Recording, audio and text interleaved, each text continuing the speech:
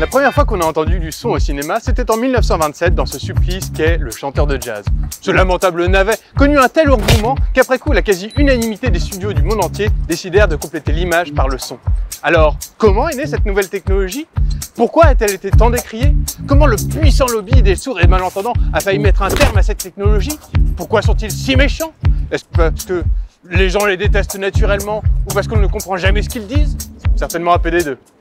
Attends, c'était quoi le sujet déjà?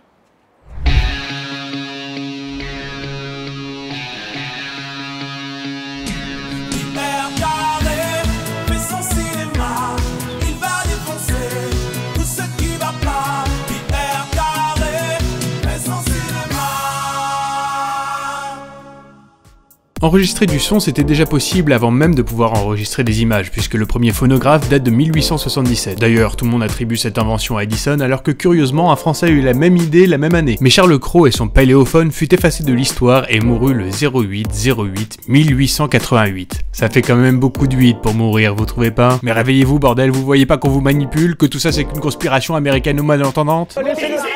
Non, je ne me tairai pas, les Français doivent savoir. On avait donc le son d'un côté, l'image de l'autre, mais personne n'avait jusque-là réussi à lier les deux. C'est pour ça qu'on se contentait de jouer du piano dans les salles. Et parfois, quand on entend la piètre qualité des dialogues de certaines fictions... Mais dis-le que tu files pas de clope aux mecs qui ont pas d'origine. Mais putain, je te dis que je fume pas. On regrette qu'un pianiste ne nous dispense pas de ce genre de supplice. Mais tout changea dans les années 20 avec le Vitaphone, puis la piste de son optique inscrite directement sur la pellicule. L'arrivée du son au cinéma nécessita évidemment des dépenses importantes, car les films muets étaient enregistrés sur une pellicule optimisée pour une cadence de 16 à 18 images par seconde. Or, pour obtenir une bonne qualité sonore, la cadence de prise de vue a été poussée à 24 images par seconde, soit un tiers de dépenses en plus pour la pellicule. Et ceux qui refusent alors de s'adapter finissent par faire faillite. Et oui, je sais, c'est contraignant, mais il faut dire aux ados du NPA que toute croissance technique et économique nécessite forcément de l'investissement. On en connaît tous un à qui on a envie de dire: si on bosse tous à la SNCF, on va pas s'en sortir, Kevin, il faut qu'il y ait un minimum de compétition légale pour évoluer. Regarde-toi avec tes dreadlocks qui sortent la piste de berger allemand. Bah c'est pareil, si tu te retrouves en compétition avec un mec qui lui ne gagne pas sa vie en faisant du diabolo et pour lequel l'hygiène est une norme quotidienne, l'air est suffocant, ça pire.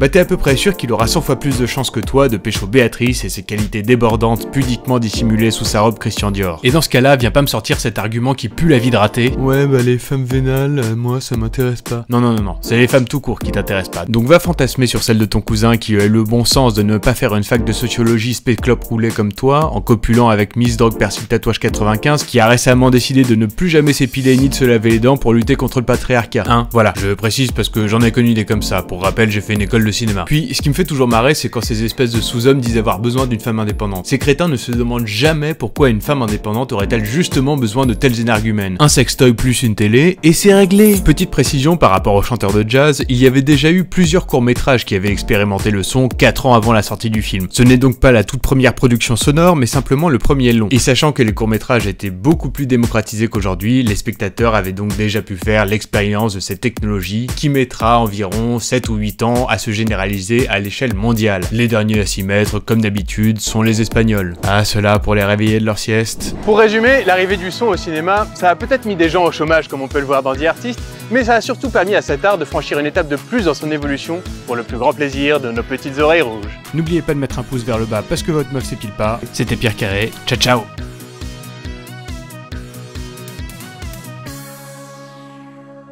Bouge pas, elle est derrière ton oreille.